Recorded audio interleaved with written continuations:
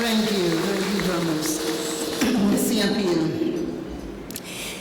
In the Haitian tradition, when we begin to speak, we always exchange the words honor and respect. So when I say honor, please say respect. Honor, respect. Honor, respect. Honor. Aibobo.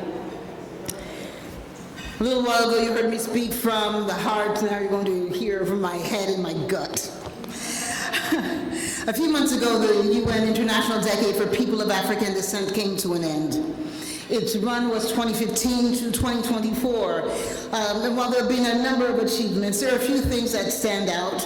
You know, the decade has raised global awareness around the rights and contributions of people of African descent. It has strengthened advocacy efforts to combat racial discrimination and promote equality. Another is several countries have adopted or strengthened policies aimed at reducing discrimination and promoting the socioeconomic development of people of African descent. This includes initiatives in education, employment, criminal justice reform. And the third is how the decade has empowered people of African descent to participate more actively in political, social, and economic life, amplifying our voices on global platforms. Yet many members of civil society, especially our millennials and some, unfortunately, Gen Xers, have no idea that we just completed a decade, one that was dedicated to our upliftment. It was an international decade whose themes centered on eliminating the enforced invisibility we have historically suffered, one intended to create space for securing moral and legal footing equal to others in our host societies, and finally one meant to enable African descendants to exercise our God-given right and ability to establish, nurture, and govern our own directives. I argue that among the reasons that we have this deficit of knowledge in our broader community is due to the lack of due recognition for the options of justice and development embedded in the articles of the DDPA or Durban Declaration and Program of Action Plan. It's especially important that we have our mama from South Africa here, right?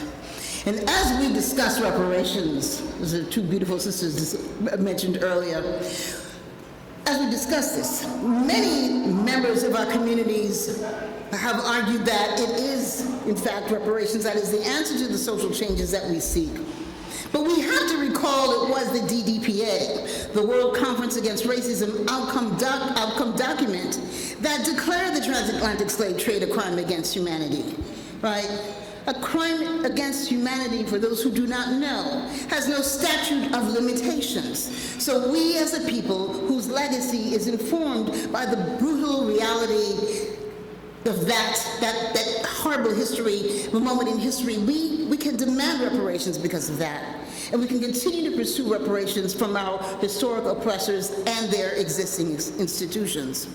Now, reparations carries the assumption of a basic principle: never again. Say it with me. Never again. Do you mean that? Never again. I'll hear you. Never again. Thank you. All right.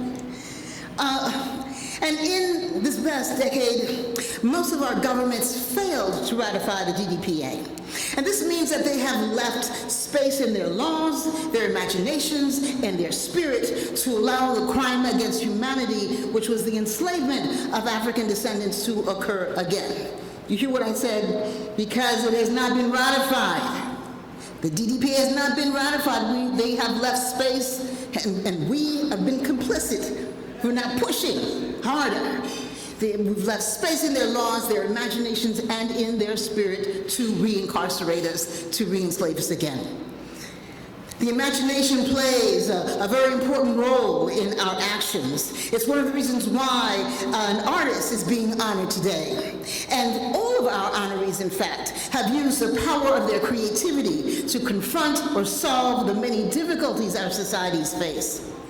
Ignorance of the decade is compounded by the fact that women of African descent continue to face intersecting challenges, both due to racial and gender discrimination, but also the unspoken issue of class and caste, a caste system that exists in our own communities. The adversities that we confront, I don't need to tell you what they are because you know. You know, the economic disparities, women of African descent have always experienced higher rates of unemployment and lower wages, which affects our economic ability, our stability, and our opportunities. Access to education and healthcare, these barriers which limit personal and professional growth, even when state policies are in place to prevent that. Now, it's still an issue. Why? Because the laws may be there, but the mechanisms, the enforcement mechanisms are not. And then there is the continued issue of violence and safety concerns. We are disproportionately affected by violence, including domestic violence, police brutality, the use of rape as a tool of war. All of these things impact our safety and our well-being. And as we talk about violence, structural violence, let's look at where we are today. Where are we geopolitically? We're here in the United States. And members of the current U.S. administration and the leadership of their movement at its base refers to their stay in power as days of thunder and years of lightning.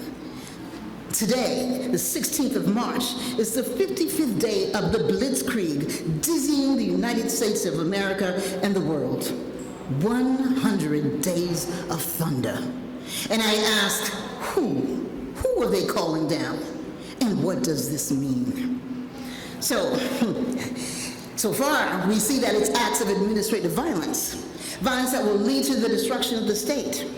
This destruction affects all citizens, save a few, and it's going to have a more adverse economic, educational, and psychosocial impact on communities of color.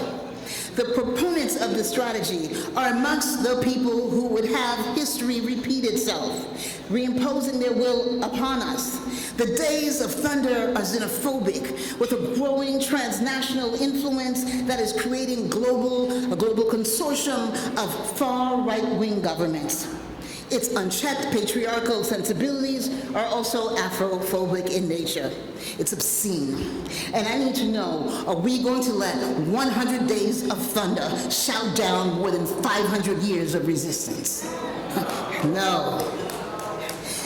We're at the beginning of a second international decade for people of African descent, 2025 through 2034. So that's 3,052.5 days. And its theme is reiterative, so it's the same as last time: recognition, justice, and development. So I wonder, who are we going to call down, all right? What African deities, what kingdoms, what armies shall we summon? Or do we need to simply be our divine, feminine, black warrior selves? And that's okay. That's okay. But what is our long-term strategy? Now, it isn't my intention to center the current administration, but as I refer to them, it's to serve as a reminder that while the empire may be crumbling in this period of chaos and volatility, the United States still has tremendous impact in the global north, including right-wing oriented governments in the global south. And as the U.S. goes, unfortunately, so others follow. Allow me to cite one thing. And part of the reason I'm citing this is because there's so many of us from so many different places, from so many different countries. And part of my fear is maybe next year none of you will be able to get here because of visas being revoked, right? The Trump administration, but also Obama's and Biden's, has a strong focus on limiting immigration. But Trump's includes effort to end or limit birthright citizenship for children born in the United States to non-citizen parents. But it may go beyond that. These efforts harm the inclusivity goals of the United Nations International Decade for People of African Descent by further limiting opportunities for Africans, Afro-Caribbean, Afro-Iberian, and Latina peoples, and to a lesser extent, Afro-European immigrants and their descendants in the U.S. But we also have to ask ourselves, might African Americans of the soil be deracinated of their birthright as well? We got to think about this. Because at their core, the nature of these immigration policies aim to both denationalize some people and recolonize others. These policies also fail to recognize the humanity of those who make up and contribute to our societies, just as Africans and our descendants forcefully deported and expelled in the U.S. were legislated to being 3/5 of a human being. And that was for a total of 81 years, right? And I gotta mention this because I said earlier, some of these people want to see history repeat itself. And we can't go back. We can't go back. These actions are among others that eradicate diversity, equity, and inclusion, policies that will collectively undermine the progress of the new international decade by perpetuating discrimination, limiting opportunities, and pushing a narrative that remains at odds with the decade's political, juridical, and economic mandates.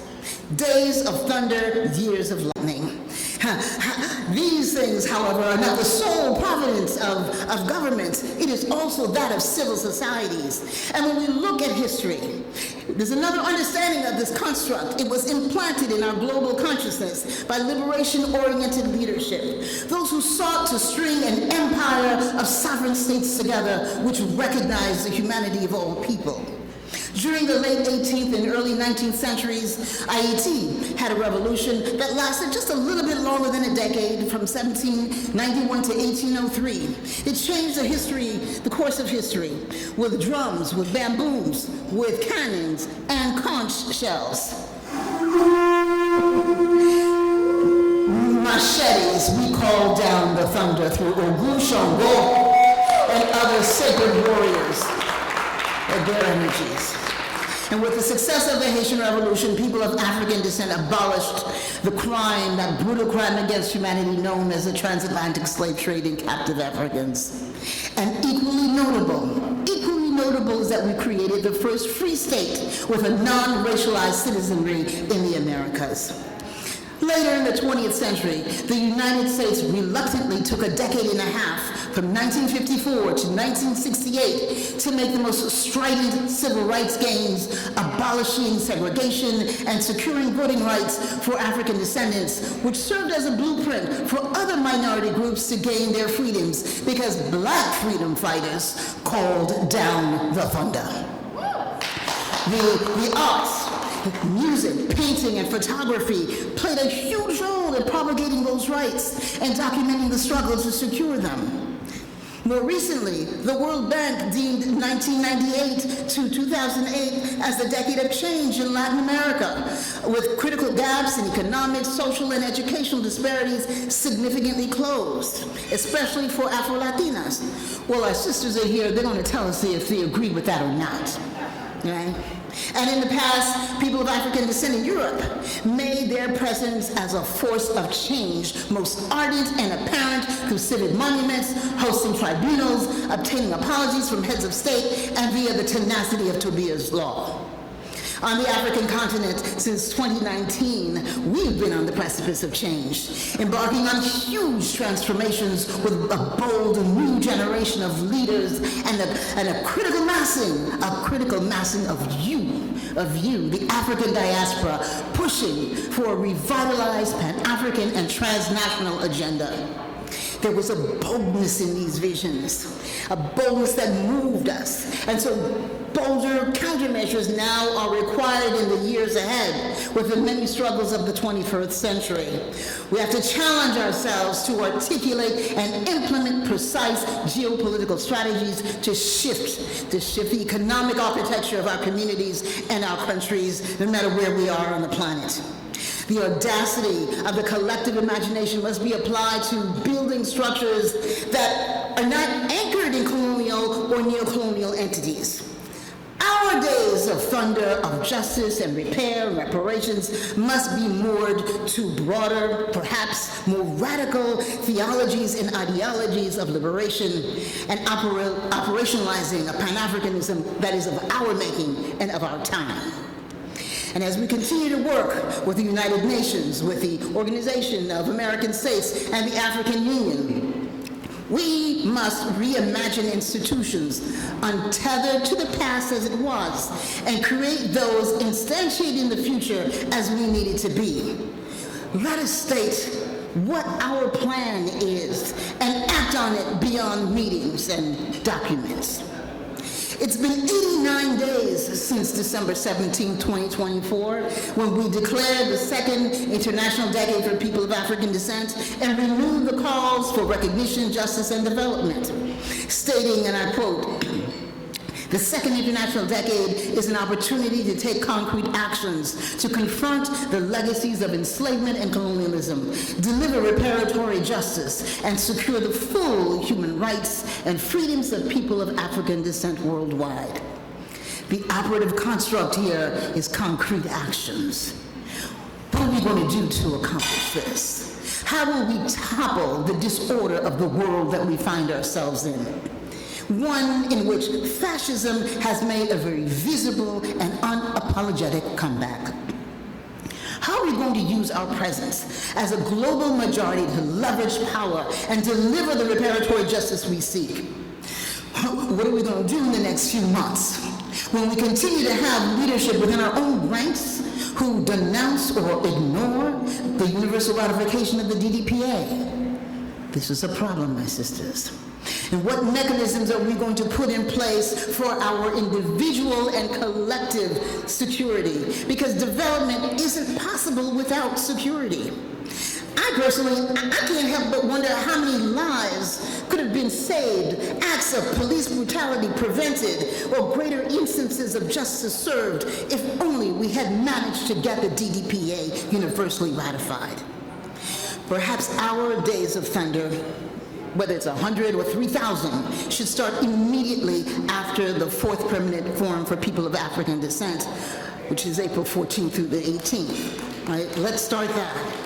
And outside of this beautiful event, we must support our host organization, the Drama Institute, to militate our interests, especially to global African women in positions of leadership throughout the 4 corners of the world. It's important our honorees, and you're going to meet them in a minute, that they know not only are they recognized and that we support them in the quest for justice, but that we are going to hold them accountable for our development in the continued leadership in policymaking, in creative expression, in activism, journalism, etc. We love you, but we're going to hold your feet to the fire. But you know what? You're going to have to hold our feet to the fire too. Right? In closing, let us look ahead, for the radical imagination is a prophetic one. Innovate more sophisticated ways of digging in deeper, of reclaiming space. Negotiate with those who are willing to talk, but understand the nature of those whose house that we're in and its mechanism. And warn the next generation of the nature of the beast that took us to where we are. Know where we stand and know when to get out of the way. And as we acknowledge the multiple generations present in this room, old heads, you're going to have to concede that the Kumbaya era is over. We can't sing "We Shall Overcome" while crip walking to "They Not Like Us." Right? We must use every necessary means to dismantle and to disrupt the ruthless oppression that holds us down. But we must also build new pathways to heaven. Call down the thunder. This is, you got in the circle and dance, call that thunder down. The Kikongo traditions of Central Africa and the Sangoma rites of South Africa teach us that each one of us is a star in the cosmos. Well, stars don't just shine, they burn. And so those of you who know, say it with me. Burn, baby, burn.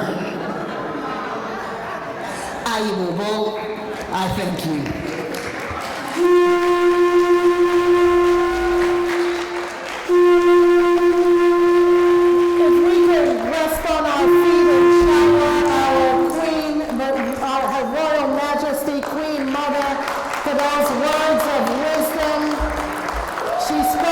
Days of thunder and years of lightning. Thank you for that.